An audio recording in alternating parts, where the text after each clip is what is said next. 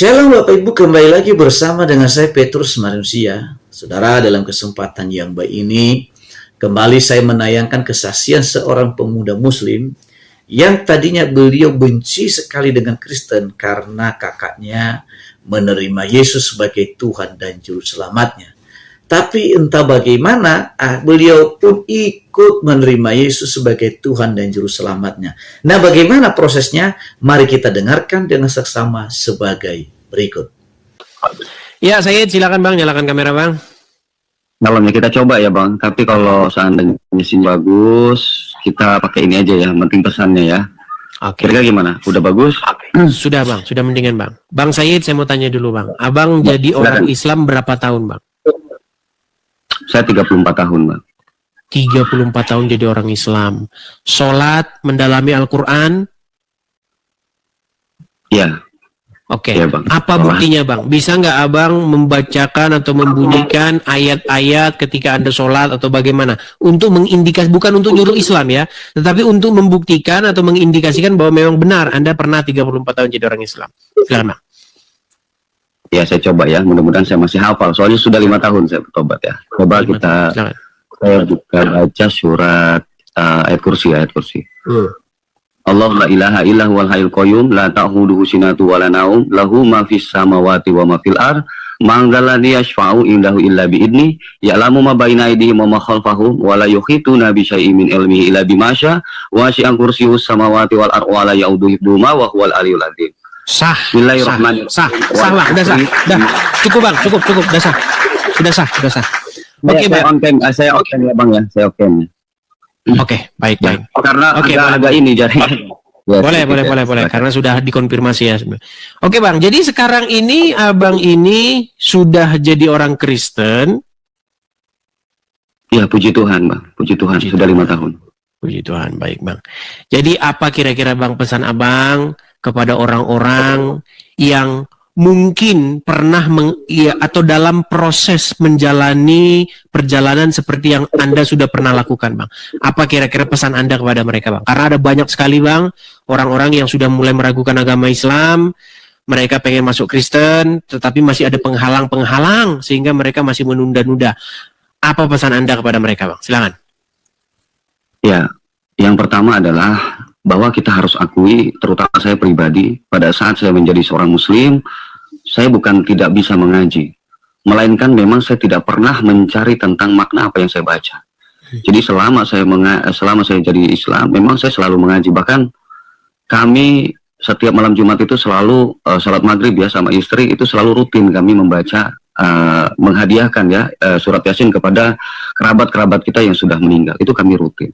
Tetapi memang kadang-kala kami tidak pernah berusaha mencari tentang apa makna di dalam original teksnya itu. Nah, tibalah saatnya pada saat itu terjadi ya, karena memang waktu saya lulus dari SD ya, Bang Edi, saya kemudian 3 tahun ya mondok di Madrasah Sanawiyah ya pada saat itu 3 tahun ya. Jadi saya selama menjadi seorang muslim ya, saya dibilang di dalam ibadah ya taat. Artinya memang saya bolong-bolong itu mungkin hanya terhitung. Jadi artinya baik sholat tahajud, sholat duha itu masih saya menjalankan itu walaupun saya sudah punya istri. Jadi artinya ini kegiatan yang rutin saya lakukan sampai saya memiliki seorang istri dan anak. Ini masih rutin. Bahkan saya setelah punya istri pun dan anak, saya masih ikut pengajian tausiah setiap malam Jumat ya, saya ikut. Ya. Jadi artinya adalah pada saat kebenaran itu datang kepada keluarga kami, memang ini suatu hal mujizat ya, mujizat Pak Edis. Bahkan saya sendiri pun nggak pernah mimpi untuk menjadi orang Kristen. Karena memang secara pribadi saya menolak. Bahkan kalau jujur, saya sangat menertawai ya, saudara-saudara waktu itu, gimana mereka nyembah Tuhan. Orang Tuhan yang metong itu pertanyaan saya dari dulu. Tapi memang lagi-lagi memang bukan Tuhan yang memilih ya, bukan kita yang memilih, tapi memang itulah cara Tuhan untuk membukakan kita, itu nyata. Jadi awalnya itu kakak saya Bang Edis menikah dengan salah seorang dari Katolik ya. Kemudian karena kami tidak merestuinya, pacarnya ini kemudian masuk Islam, menikah secara Islam. Karena kalau nggak menikah secara Islam, kami nggak akan setuju kan. Artinya mereka menikah secara Islam. Nah, selang waktu 2 tahun, saya selalu ingatkan kakak saya bilang, ajari dia sholat, saya bilang ajak dia untuk percaya, karena memang kami dari kecil dididik untuk ngaji gitu. Baik walaupun kakak saya nggak pernah mondok, tapi ya dia juga adalah muslim yang taat. Tetapi 2 tahun kemudian yang saya kaget adalah kok tiba-tiba malah saya tahunya dari kakak saya yang kedua bahwa dia sudah pindah agama. Sakit hati saya, teman-teman ya, kecewa, saya juga sama kecewa. Bahkan saya secara pribadi sudah mengklaim bahwa saya tidak pernah mengakui kakak saya ini. Malu, teman-teman ya. Bahkan ini menjadi suatu hinaan bagi kami keluarganya, karena ini jadi olok-olokan baik di dalam keluarga maupun di dalam tetangga. Bahkan saya mau beli rokok aja ke warung malu, ya, karena ini merupakan suatu aib. Nah, akhirnya saya marah, saya kesal, akhirnya terjadilah penolakan dari keluarga kami sampai akhirnya selama 2 tahun setengah. Jadi 2 tahun setengah ini kami nggak ada komunikasi. Nah, dia dibuang dari keluarga dan nggak ada komunikasi. Dan disitulah cara Tuhan ya. Jadi artinya pembelaan dari Tuhan itu memang nyata. Pada saat 2 tahun setengah ini mungkin di sini kami merasakan rindu. Saya juga sama, dia gimana kabarnya, karena nggak ada komunikasi sama sekali.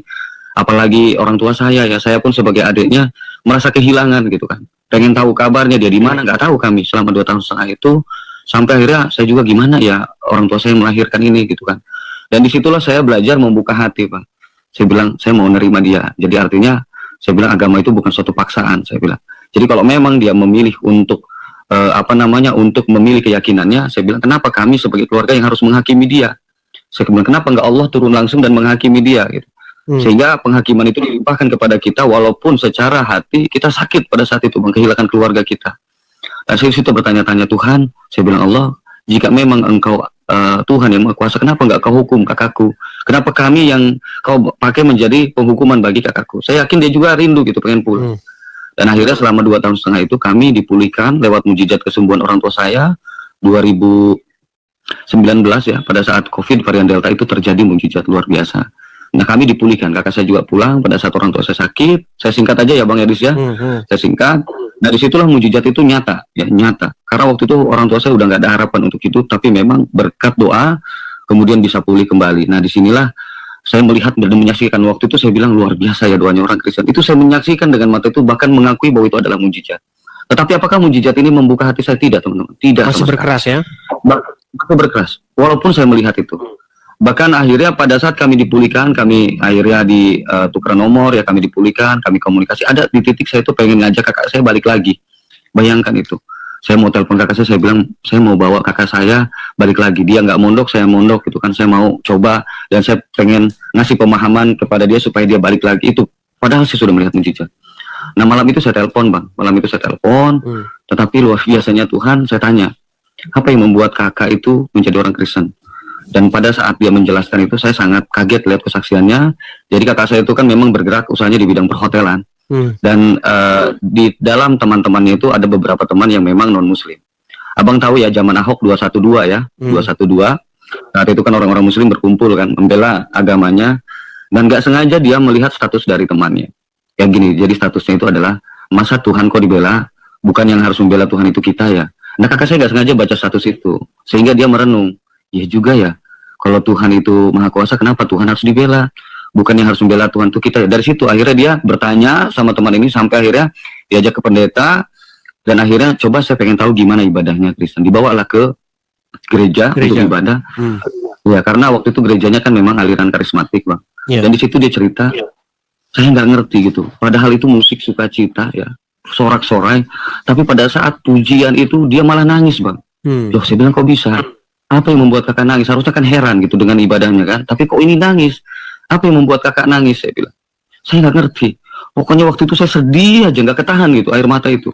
Saya bilang kok bisa ya? Apa? Saya kan pakai logika mikirnya ya. Kok bisa ya? Saya juga nggak ngerti. Nah, akhirnya kakak saya dibawa ke ruangan setelah ibadah itu, dan akhirnya mereka mengatakan bahwa itu adalah zaman Roh Kudus. Kakak saya juga belum percaya. Dan akhirnya dia dengan pergumulan itu dibuat gelisah lewat itu. Akhirnya dia memutuskan untuk coba saya datang lagi kedua kali. Sampai akhirnya dia menemukan kedamaian itu di ibadah yang kedua.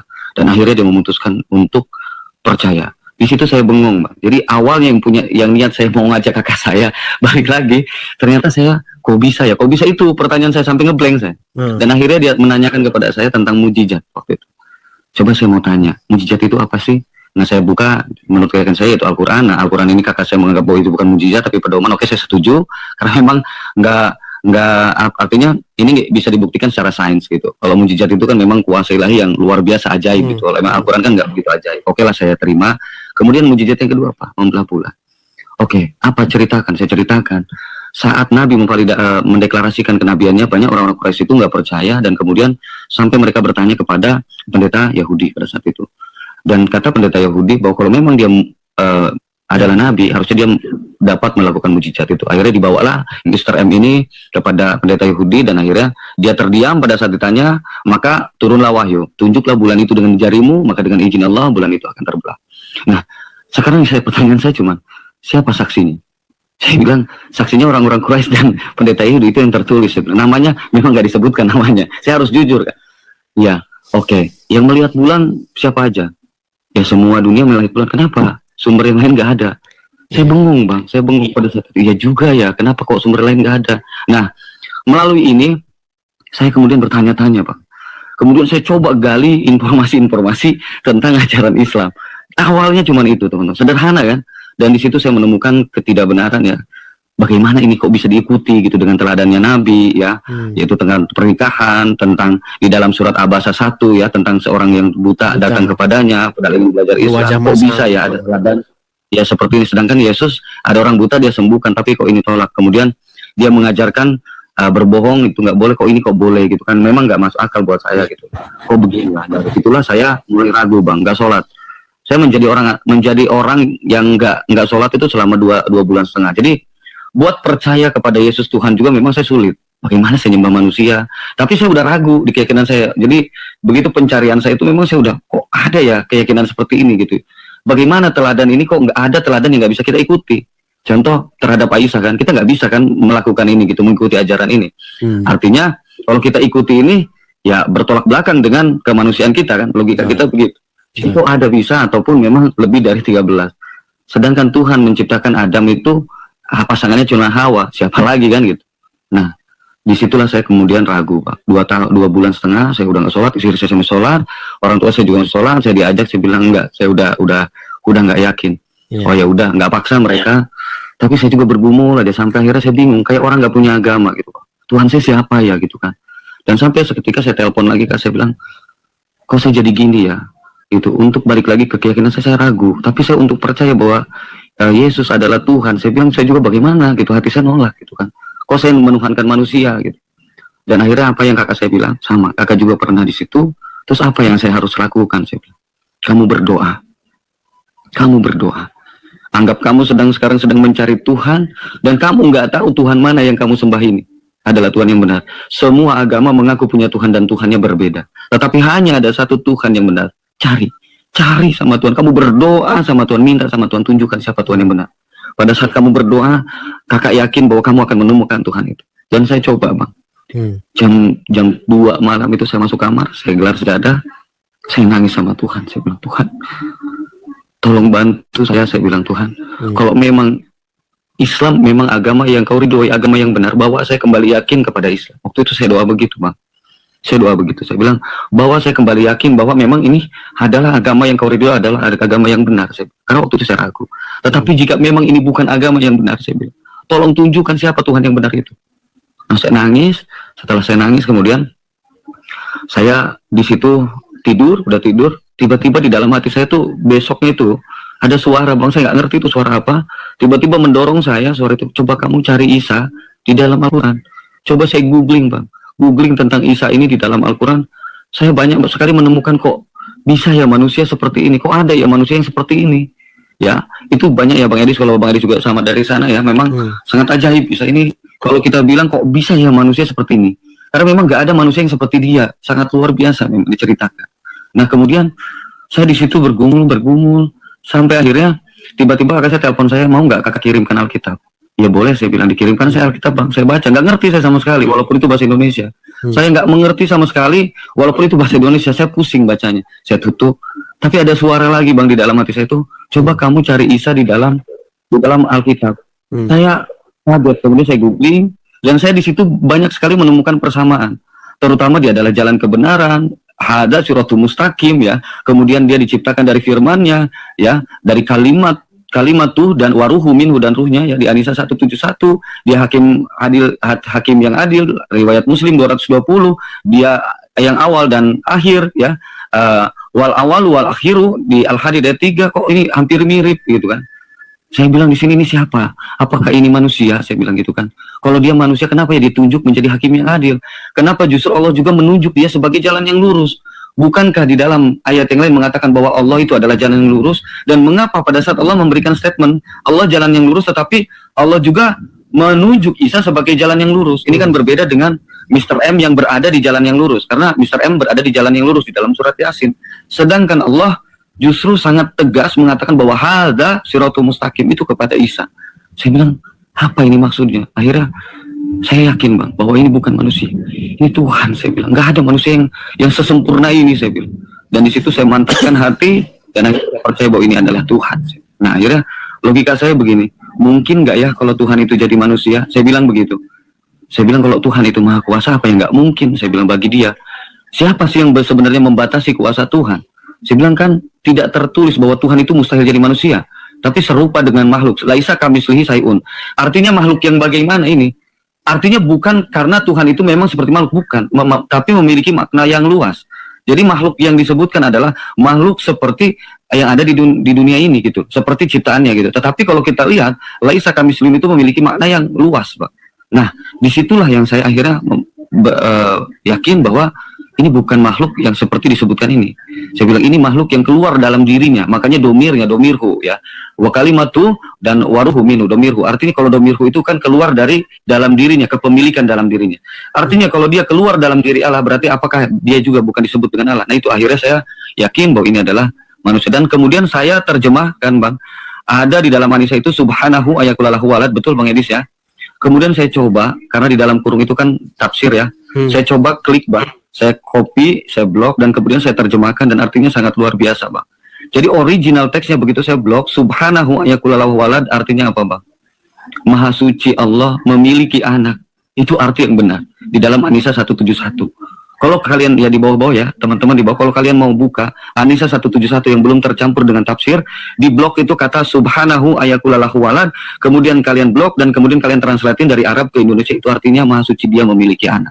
Artinya itu. Nah, di situ saya yakin Bang, dan kemudian saya memutuskan, saya percaya. Saya minta izin sama orang tua saya, kedua orang tua saya, mereka mengizinkan, karena memang sudah ada kakak saya, cuman mama saya berpesan, kalau kamu jadi orang Kristen, jadilah orang Kristen yang baik. Dan kemudian saya sampaikan kepada istri saya, karena kebetulan istri saya juga anak seorang guru ngaji, Pak, anak ustadz. Saya bilang, saya yakin bahwa ini adalah agama yang benar. Saya yakin bahwa inilah kebenaran. Saya bilang, saya mau jadi orang Kristen. Istri saya minta pisah, Pak. Saya diam. Kemudian lain waktu saya juga ngomong lagi sama dia. Saya bilang, saya udah percaya, karena gelisah saya dibuat pada saat itu. Saya pengen tetap ikut Yesus.